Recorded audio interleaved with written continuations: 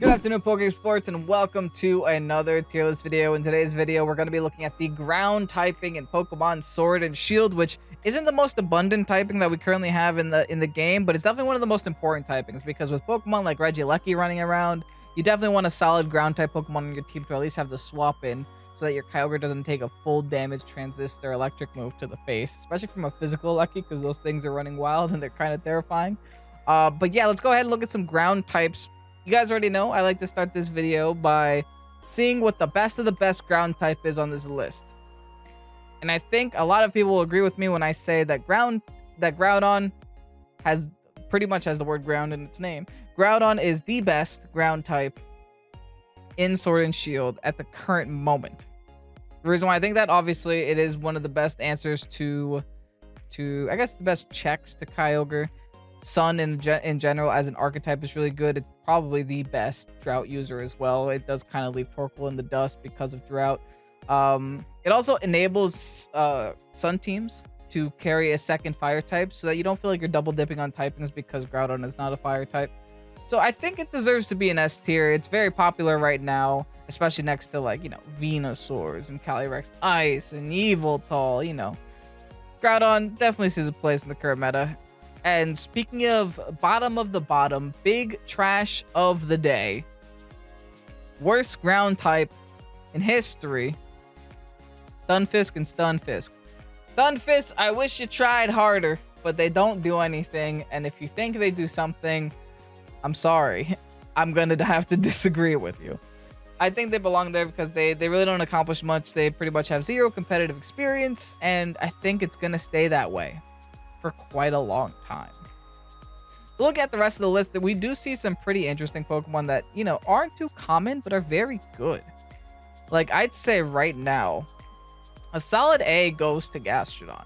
Gastrodon counters Kyogre hard. Kyogre can't hit you if all you got is water moves. At least can't hit you with a water spout, can't hit your allies with water moves. If it decides to go for the Max Geyser, you redirect it into the Gastrodon and give Gastrodon a +1. It's very good in that sense. And I think by having a type that's only weak to one typing, it's not bad. It's not bad at all. Gastrodon definitely makes it happen. And it's an A+ on my list. Moving on, I do see some other solid A+. I think when considering only ground types, Garchomp can be considered an A+ here. I think Garchomp as, a ground dragon type, one of the few ground dragon types. There aren't too many. I think it's the fastest there, and it hits the hardest in that sense. So I'll go ahead and give it an A tier. I don't want to say Garchomp is B tier because I really don't think B tier belongs to Garchomp. I think B tier, if it's gonna belong to a Pokemon, it's gonna be Mamoswine. Mamoswine can see usage, but it's not necessarily the best option when it comes to ice types or when it comes to ground types. You do have better options necessarily available. But what I will look at to the S tier, and I did mention ground and dragon, I think it's undeniable that Zygarde complete form is completely good if you get it set up. If you get some coils going, if you're able to save your Dynamax, and if you're able to get your complete form procced, and just avoid getting willowed or, have misty terrain on the field, then this can do some serious damage. Especially if what you do, and what I've seen a couple people do, is take the Zygarde 50%, which I guess I'll give it an A tier. Because, compared to this list, it kind of deserves to be A tier. Or maybe a B tier. Because, if this is only in this form, it doesn't do damage. It has to be in complete form. But yeah, when people do have the accurate setup, they'll go ahead and go for 1,000 waves or 1,000 arms. Whatever one makes flying types hit the ground, they'll do that and then Dynamax and then go for max ground so they could still hit these flying types. It's so smart. It's so intelligent. I went against that earlier today and I was kind of baffled because I don't know why I never considered that, but I was like, wow, that does make a lot of sense. You should always just go for the 1,000 waves first and then Dynamax. Moving on with the list, I see Sandslash. I think Sandslash is a solid D. I guess you could make something happen with Sandrush, but that's pretty much it there. kind of similar thing goes for Alolan Marowak. Not Marowak. Alolan Dugtrio. I will give regular Dugtrio C tier because regular Dugtrio you at least get arena traps. So you can kind of be very annoying. Like you can lock your opponents in and go for screeches and then just start hitting them with physical moves with your Sidemon. Like you have options at least. This I don't see too many options with because you don't get arena trap. You just get like Tangled Feet or something. Something not phenomenal.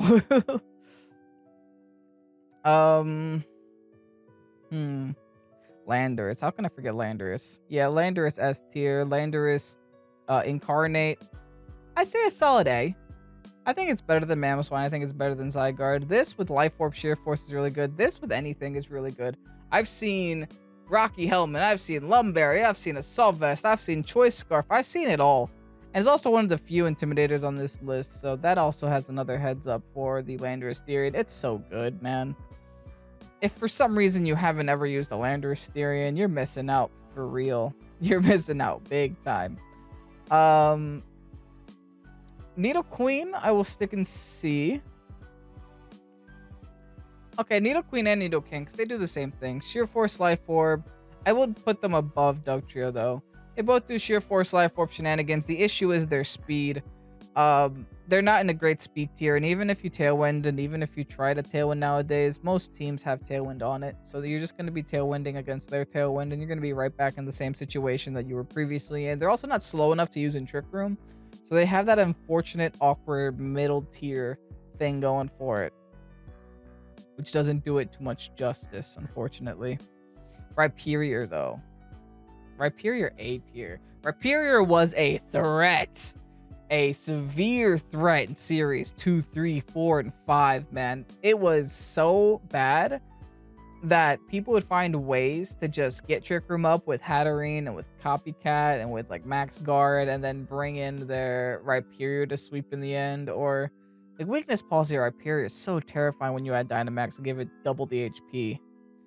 It is so terrifying. You don't see too much of it anymore, but it's crazy how much the meta has changed since the earlier days of the VGC. But like right now, man. Right now we're worried about Zacians. Back then we were worried about Rhyperiors. They were not easy to deal with. Not easy at all. I would say Flygon. Flygon, I'll give it D. Flygon isn't awful in terms of stats. It just doesn't do... It's worse Garchomp. There's like no other way around it. And it was the same thing when we did the Dragon type list. I'm pretty sure these were honestly in the same places too. It just doesn't do what it has to do, and it's very lackluster in that sense. Gliscor, though, A tier. Gliscor is really strong, and if you've ever played singles, you've ever played with a Toxic Orb Gliscor on the field, then you know why it's strong. It's so irritating to just sit there, be super tanky, constantly heal with Toxic Orb, constantly go for EQs, constantly switch out.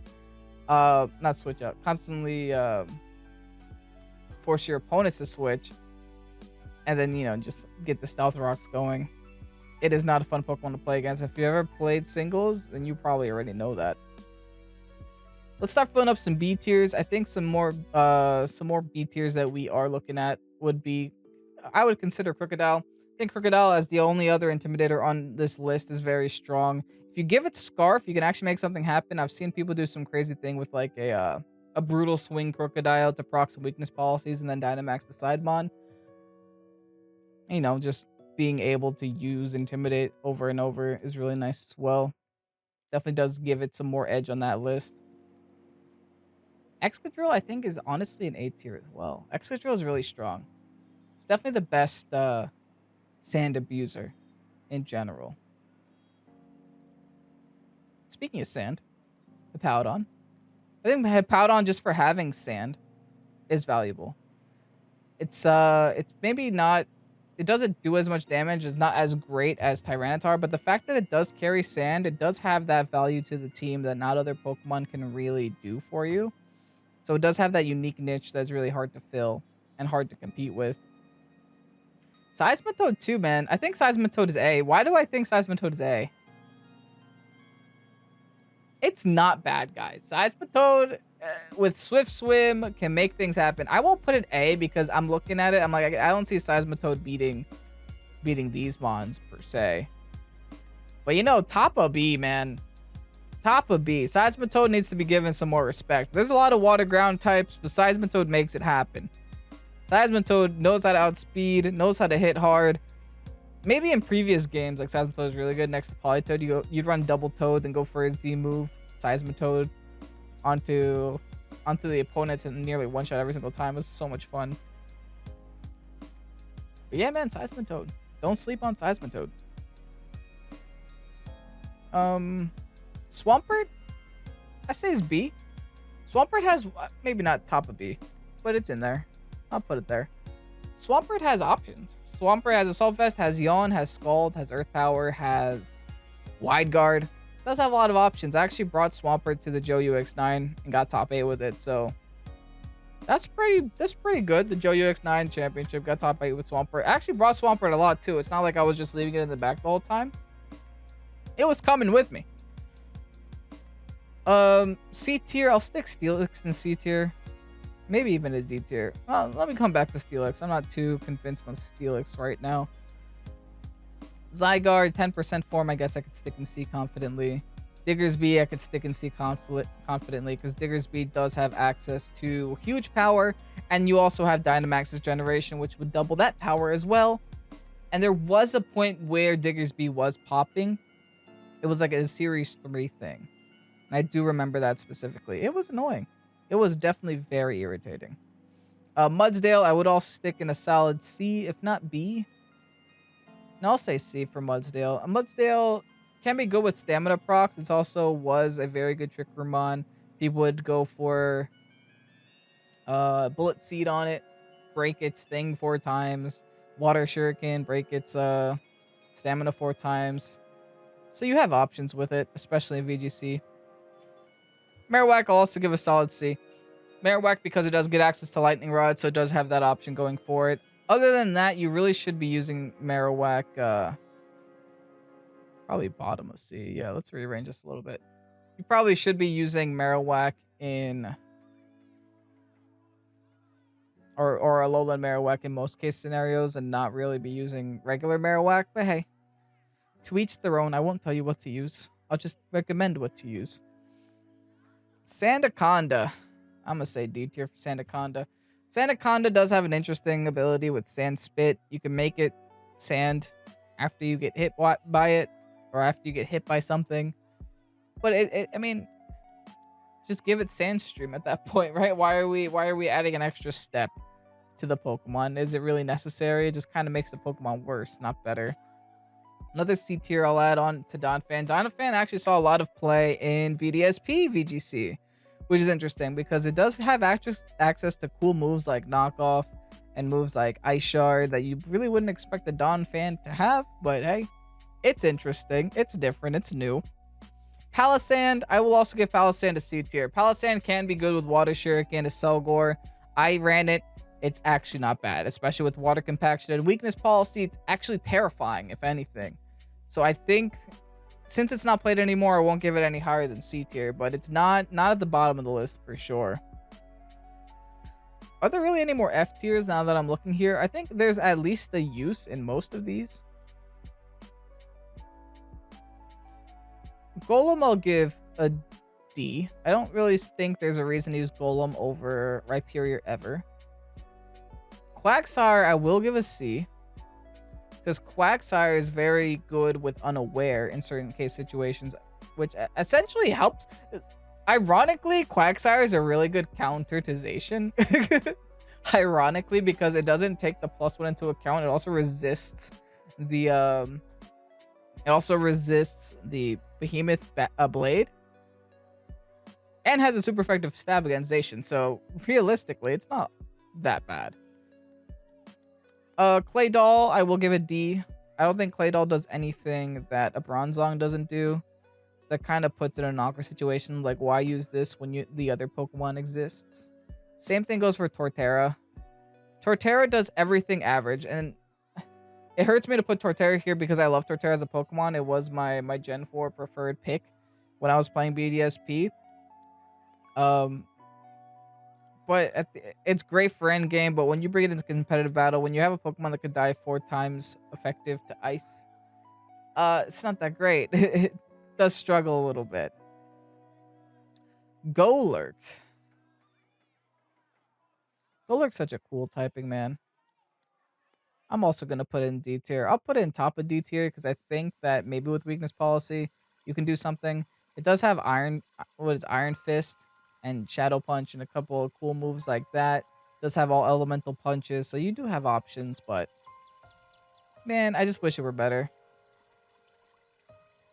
Runarigus with Wandering Spirit, also D tier. Unfortunately, I think the rest of these are D tier. I don't want to sound negative, but maybe Whiscash is A.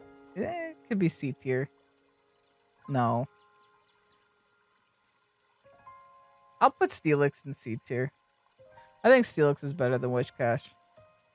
At least Steelix can go for a Gyro Ball.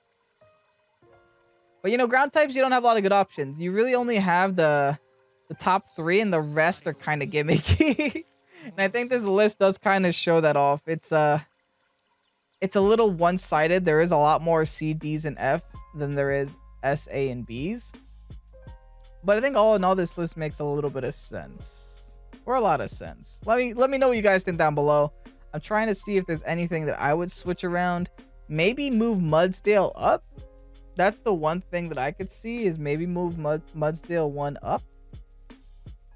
Yeah, we'll do that. I'll settle for Mudsdale being a little bit higher, just because I think that the option is there, and I think it does hit hard. It is very tanky. And you have the option for Salt Vest as well. No F tiers. There's only really Stunfisk for complete trash. At least all the other Pokemon here have a purpose, have a goal. They might not be the best at their purpose or their goal, but something can be done with them. Stunfisks, I'm sorry. But I don't know, that's the list. If you guys are happy with the way this turned out, let me know in the comments. If you guys have a disagreement with me, or if I completely ruined your favorite Pokemon for you, let me know down below as well. I really appreciate it. If you guys haven't liked the video, I greatly appreciate it if you go ahead and hit that like button and subscribe to the channel if you haven't done so already. I'm Kevin, this is Pokésports. Have a great night. Peace out.